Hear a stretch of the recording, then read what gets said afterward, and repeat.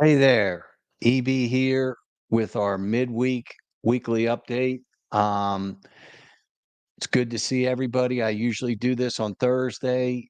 Today's Wednesday. I'm going to actually be in Atlanta Thursday and Friday. I'm going to go see the Braves and the Phillies with Renee and my friend. I don't have a fly on my forehead. I cut it last night in the gym, just wasn't paying attention. I popped my head up and I hit a bar that was on the power rack. So I look a little funny. Um, Really excited today to talk about a couple things that are happening. Obviously, we have the Democratic National Convention happening in Chicago, and I'll talk a little bit about the speakers and some of the things that I've noticed. I want to start off with the Alex Murdaugh appeals that are taking place. Uh, we have one that's not really spoken about, which is the appeal from Judge Richard Gergel, who sentenced Alex Murdaugh to 40 years in prison for the financial crimes that he pled guilty to last September. He's now appealing that based on allegedly cruel and unusual punishment that he claims Judge Gergel inflicted him with. And I think that appeal is going to fail. He pled guilty. His lawyer agreed that there could be an upward enhancement that would be applied by Judge Gergel. Judge Gergel gave plenty of notice that he was going to upward enhance his sentence that ordinarily would have been from 20 to 30 years to 40 years. So I think that will fail. The more complicated appeal is the appeal from the decision that Justice Toll made in January of this year, where she denied Alex Murdaugh's request for a new trial based on the alleged interference by Becky Hill. I think Becky Hill's actions need to be fully investigated, which they are. There's a criminal ongoing investigation. And if she should be charged, I think she should be charged. But I don't think that anything that she has done or was testified to by the jurors, and we represented 6 of those jurors, would give Alex Murdaugh a new trial. What they're appealing is they're saying that Justice Toll applied the South Carolina standard that the jury should have. Uh, uh, it should have been shown that the jury changed their verdict based on anything that Becky Hill said or did. That did not happen. There were 11 jurors who testified that they absolutely were not influenced by Becky Hill's decision, and at least 10 of them, 6 of mine, definitely, and another 4 said that they never even heard Becky Hill say anything other than normal ministerial things. Um, the defense is saying that Alex should have been entitled to what's known as a rummer hearing, where it really should have been determined if Becky Hill, hey, MD, Lico, Sheik, good to see you. Um, if Becky Hill had said something that went beyond what a normal clerk of court would say. And the allegations were that she had said to the jury, pay attention to what Alex Murdaugh is saying today. You watch his body language. If he moves a certain way, then you know he's lying. That was never confirmed that it was said, but if she did say that and it was determined by a court under the federal standard, that would be enough to give Alex Murdaugh a new trial. I think even if he gets a rumor hearing, I don't even think they're going to be able to prove that Becky Hill proved to the satisfaction of a judge that Becky Hill said anything that would have gone beyond what a normal clerk of court would have said. There was one juror who did say that, but we shall see what will happen with the appeal. I don't think the South Carolina Supreme Court is going to reverse former Chief Justice Jean Toll.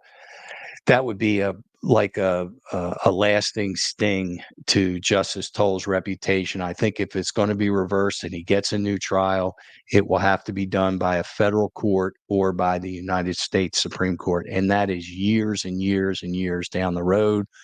But under no circumstances is Alex Murdaugh ever going to get out because of his pleas of guilt of the financial crimes. And I also believe that if he's retried, he will be convicted of murder because, as I said on one of my television appearances, as time has gone on, I think and the cloud has lifted. I think the evidence of Alex Murdaugh's guilt on just the pure circumstantial murder facts was overwhelming, and I think the jury reached the right decision.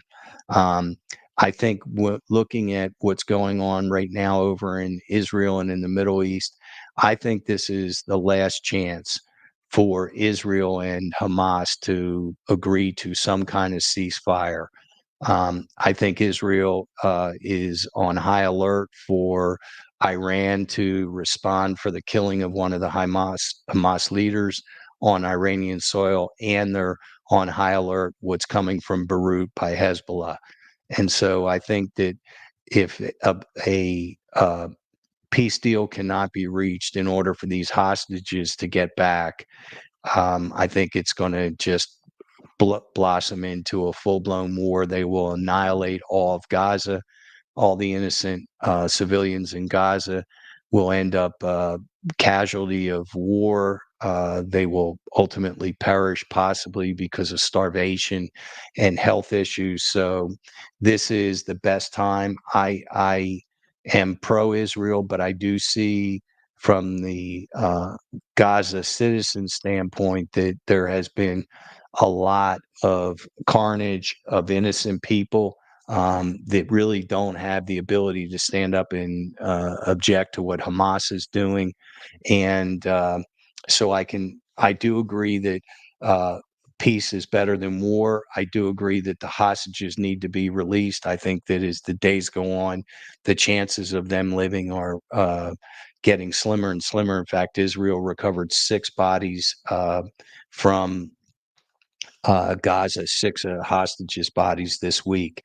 Um, the Democratic convention, I think, is going as well as it could go right now. I think Kamala Harris, Kamala, has not tripped and stumbled like they thought she would out of the gate, meaning the Republicans.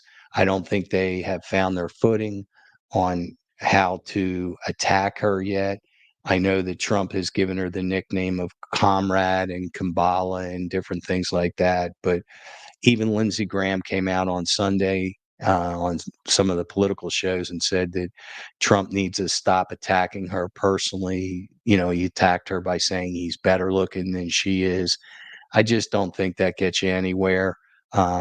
He certainly has arguments that he could attack her on based on policies of the Biden administration or positions that she has pronounced. I don't agree with her price controls um, and some of the other things, but she clearly is generating a lot of enthusiasm. The crowds that she got yesterday at the Wisconsin arena in Milwaukee, where the Republicans had their convention, there was over 15,000 people there, plus the people in Chicago, where they're having the Democratic convention. I thought the speeches by former President Obama and Michelle Obama just were off the charts. They really do speak so well. Hey Corey, how are you? I think Trump's MO that has worked for him may be coming to an end. I think it's getting tired. The nicknames and the constant down talk of America and that we're a banana republic and a third world country. We're not. We're not. We're still the leader of the world. And anybody who messes with America, they could find out real quickly what our missile capability would be and what our on the ground troops will be and what our naval blockade could be. So I don't think we're the third world country. I will compliment the Democrats that they seem to be talking about what we can do for you. Trump's refrain of what that he has been aggrieved, and he has. I'm not denying that. Um, but you got to stop talking about yourself and talk about who you're going to serve and what you're going to do for them. Um, I think it's difficult for Trump right now. The economic indicators, and let's deal with facts. Okay, I get it. There's a lot of people who do not like Biden, who do not like the Democrats. I certainly understand it. I'm not here to tell you who I agree with or disagree. I do agree that we don't need Trump. Again, I think the sequel is never as good as the beginning, and the beginning was rough. So the sequel of a second term could be very dangerous for our country and the world. But here's the economic indicators. When Trump left office, the stock market was at 30,000. Today, it broke 40,000. the GDP, the gross domestic product, is larger today under Biden than it was under Trump. The jobs, Biden has created more jobs than any president in the history of our country. Now, we can argue about those jobs. Are they the right kind of jobs? But he has. Um, there's less border crossings today than there were in 2021. And 2021 was under Biden. I'm not saying that, I'm not comparing it to Trump. Biden today, though, has less border crossings than he did in 2021. Violent crime, it is non-debatable, is at its lowest point since 2017, which is really uh, important. Prescription drug costs are down than they were compared to during the Trump administration. And Biden has only increased the national debt 40% of what Trump did. Trump increased the national debt over $4.5 trillion. Biden has only done it a little bit over two. So it's going to be tough for Trump to argue against these facts. I get it that there is a significant 50% of our population that thinks that America needs to be first, and they agree that with Trump's sentiment that how he will look at NATO and America's position in the world. But I am really concerned with what is going on with China. It just was announced this week that earlier this year, President Biden approved a nuclear plan to deal with the threat of China, North Korea, and Russia with nuclear weapons. And it's going to be a whole comprehensive new plan.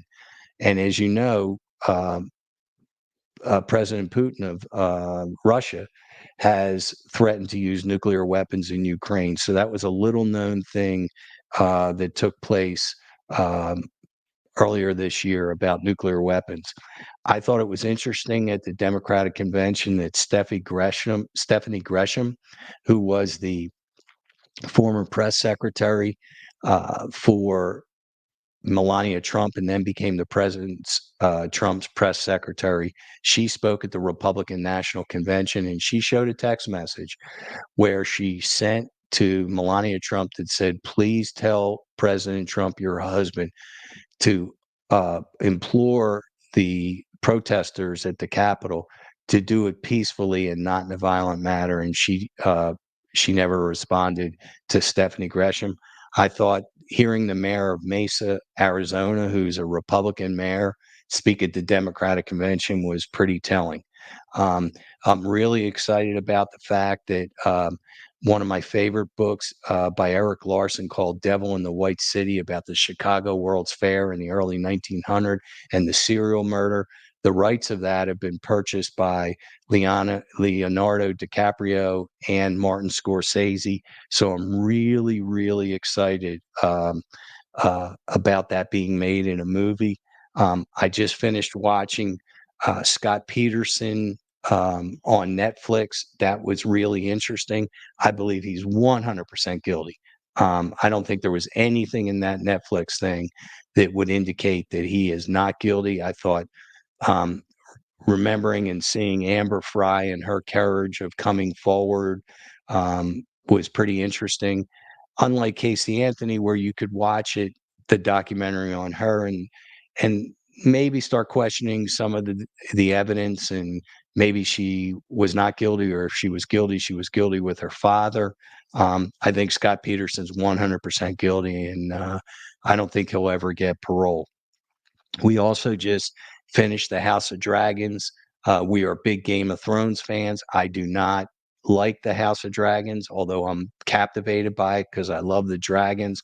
But I think the storylines in uh, Game of Thrones were so much superior to the House of Dragons. The story of the Starks and Bran the son and Hodor and Cersei and her brother Jamie, the affair that they had, and the Mountain and the Hound and all the different things. I think when you lost a character in Game of Thrones, you were upset. But here, the only character that I really got upset about that they killed was Corliss's wife, who was the aunt of Rhaenyra, the queen. But everybody else that that died. It never really bothered me.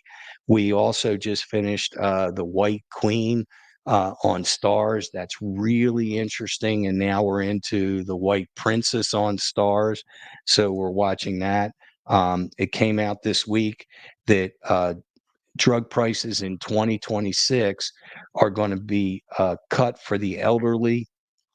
And it's interesting that not a single Republican voted for it. They did pass it through, but we're talking on drugs of Eliquis and other type of blood pressure drugs, drugs that routinely many seniors take. The drug prices are going to be cut the same way that insulin was cut to $36 a month. Uh, it turns out that the Republicans didn't want pharmaceutical companies to have to negotiate with Medicare. I think lower drug prices and competition is good for our society. The Democrats also want to statutorily codify the Chevron decision. Remember, I talked about that last week. That was giving enforcement powers to different regulatory agencies such as the Department of Energy, Department of Transportation, EPA, Department of Education. The Supreme Court had taken that away in May. They're trying to codify that. What came out this week regarding the Project 2025, that is the conservatives' wish list agenda. It's a 900-page manual on all the legislation that they want. It's all the different conservative groups that have gotten together and came up with an agenda and a manual. What was interesting is the person who was the editor of that 2025 for the Republican Party was in an undercover interview this week. He was being interviewed by an actor, believe it or not, and a journalist who were posing as wealthy conservative donors. And he made some admissions in there, which are amazing, that he has over 300 executive orders already drafted that they're hopeful that President Trump will sign on the first day that he's in office if he wins the election. And there were some pretty telling things that came out during that interview.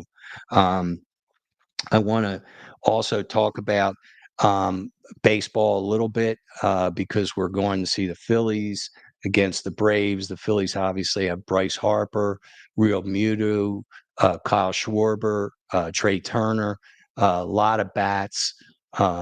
Best record in the National League right now, even better than the Dodgers.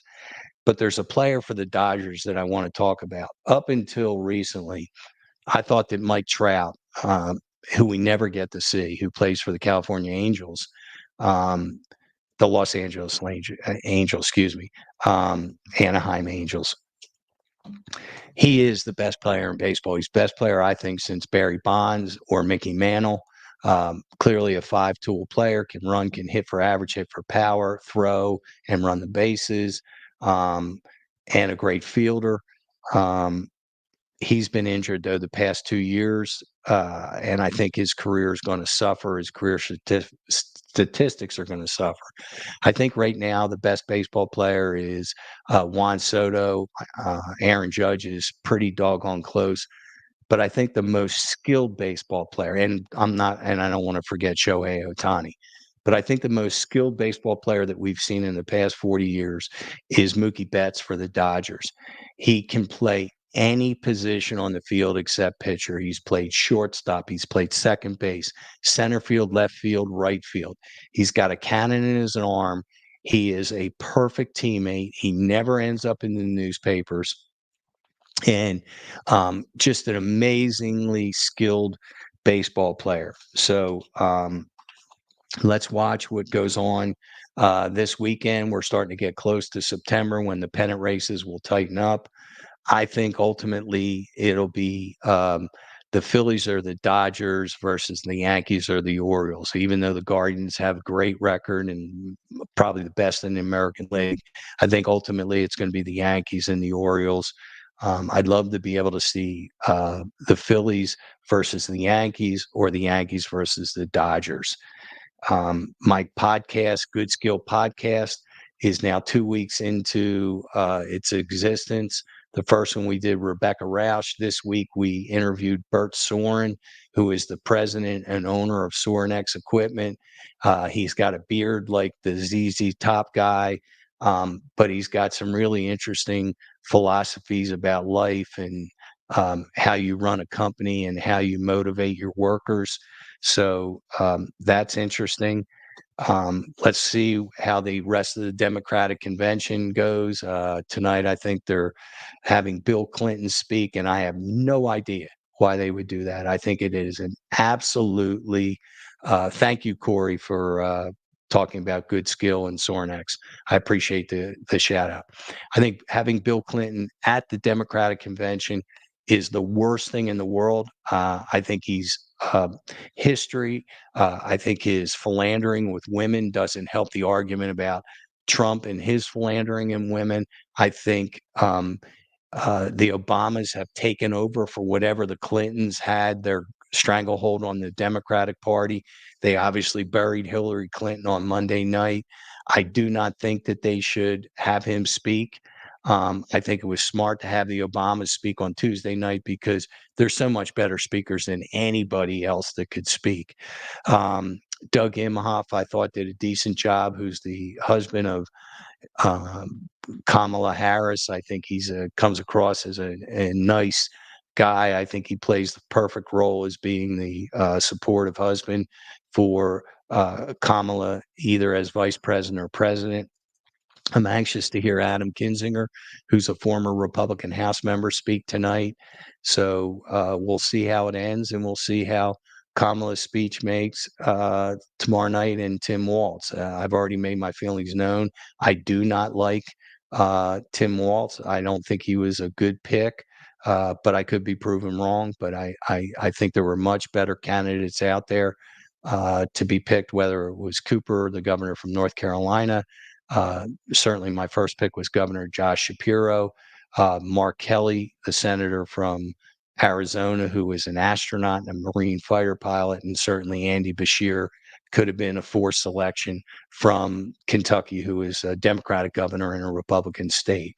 So that is my thoughts on that. I also want to read some questions that came in from listeners. Let me pull them up. If you give me a second here. Let's see. Okay. Elizabeth said, why do you think charges aren't happening for JP and Micah in the Micah case, JP Miller, with his sexual misconduct with minors? Do victims have to be the ones to press charges? The answer to that is, well, the state can always bring a criminal charge, but in connection with any claim that wants to be brought on Micah's behalf, her estate can bring it unless it was released in the settlement agreement of a couple weeks ago. The personal representative can bring a wrongful death case.